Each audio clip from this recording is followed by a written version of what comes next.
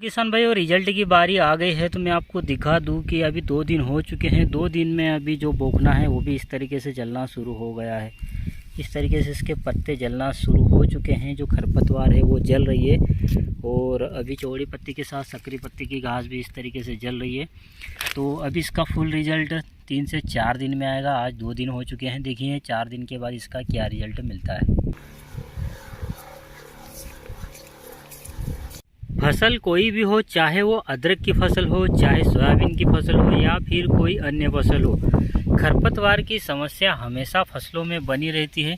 और अभी आप देख सकते हैं कि यहाँ पर जो अदरक की फसल है इसमें अभी इस वक्त भी खरपतवार काफ़ी ज़्यादा मात्रा में हो रहा है।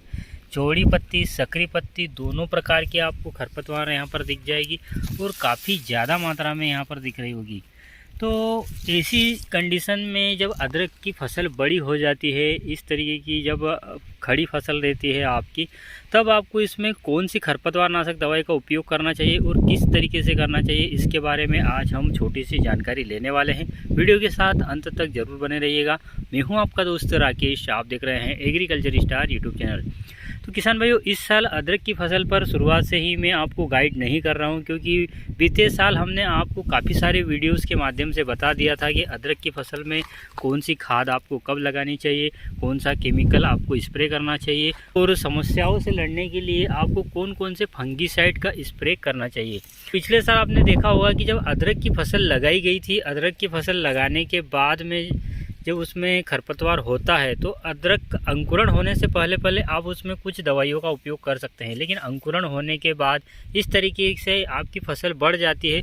उसके बाद अगर आप खरपतवार को नियंत्रण करना चाहते हैं, जो कि ये चौड़ी पत्ती की खरपतवार हो रही है या फिर जो सकरी पत्ती की खरपतवार रही है, दोनों के लिए अलग अलग दवाई मैं आपको बताने वाला हूँ।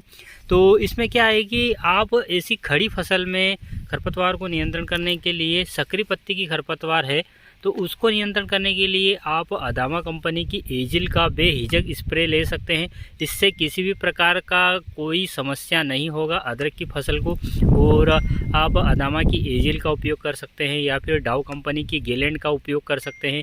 एजिल आपको 30 ml प्रति 15 लीटर पानी के साथ मिलाकर डालनी है, या फिर अगर आप डाव कंपनी की जो गेलेंड आती है उसको ले रहे हैं तो उसको 40 ml प्रति 15 लीटर पानी के साथ मिलाकर आप अदरक की खड़ी फसल पर स्प्रे कर सकते हैं, जिससे सकरी पत्ती की जितनी भी खरपतवार होगी, इस तरीके से सकरी जो लंबी पत्ती वाली खरपतवार है वो आसानी से नियंत्रण में आ जाएगी।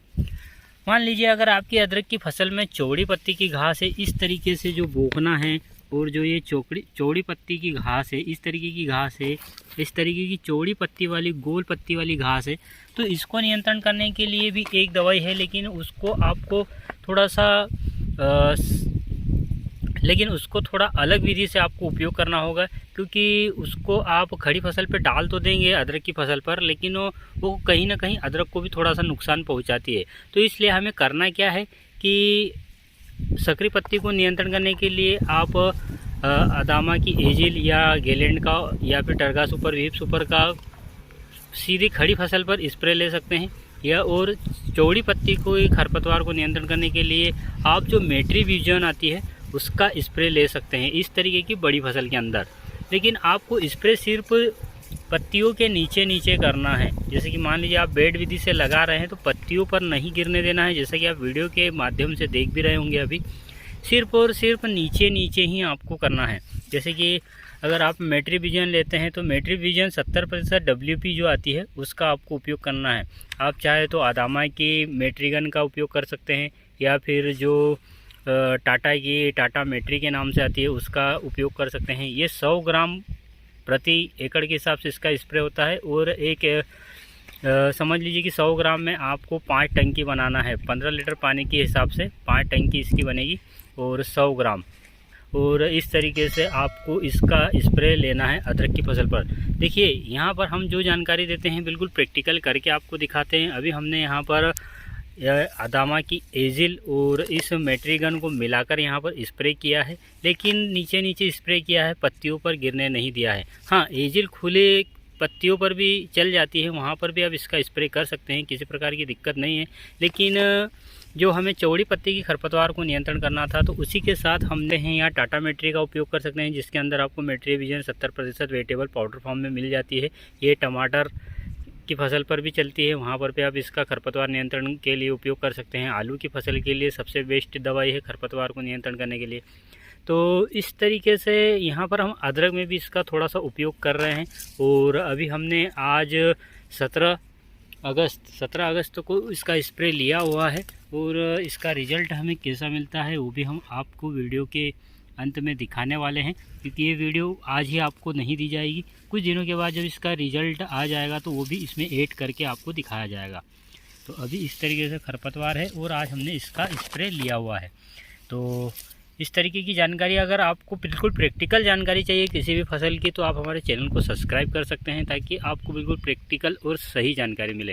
तो आज पूरा रिजल्ट हम देखेंगे 5 से 6 दिन के बाद। आप देख सकते हैं कि जो खरपतवार थी काफ़ी अच्छे तरीके से यहाँ पर जल चुकी है, अभी जल भी रही है और अच्छे से साफ़ भी हो जाएगी।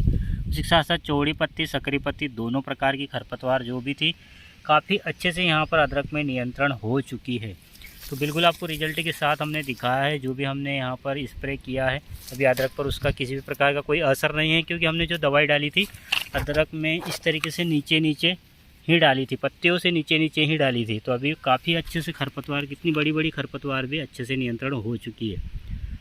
इस वीडियो के माध्यम से अगर आपको थोड़ी सी भी जानकारी सही मिली हो तो वीडियो को लाइक भी कीजिएगा और हमारे चैनल को भी सब्सक्राइब जरूर कीजिएगा। धन्यवाद।